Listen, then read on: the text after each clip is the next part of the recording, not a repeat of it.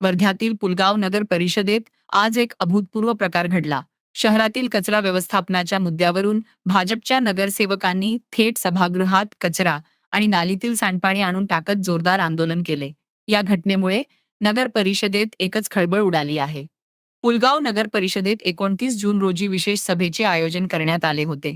सभेचे कामकाज सुरू असतानाच भाजपचे गटनेते प्रवीण पनिया, नगरसेवक दुर्गेश यादव आणि आकाश कागडे यांनी शहरातील कचऱ्याची वेळेत विल्हेवाट लावली जात नसल्याचा आरोप करत आक्रमक भूमिका घेतली. आरोपानुसार संबंधित नगरसेवकांनी 2 पोती कचरा आणि नालीतील सांडपाणी थेट सभागृहात आणले. त्यानंतर नगराध्यक्ष कविता ब्राह्मणकर आणि उपाध्यक्ष दीपक आहुजा यांच्या टेबलसमोर कचरा टाकून निषेध व्यक्त केला. या घटनेनंतर सभागृहात काही काळ गोंधळाचे वातावरण निर्माण झाले.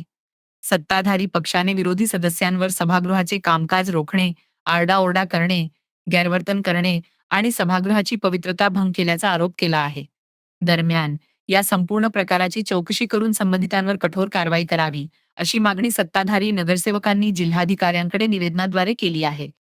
या घटनेमुळे पुलगाव नगर परिषदेतील राजकीय वातावरण चांगलेच तापले असून आगामी काळात हा वाद आणखी चिघळण्याची शक्यता व्यक्त केली जात आहे.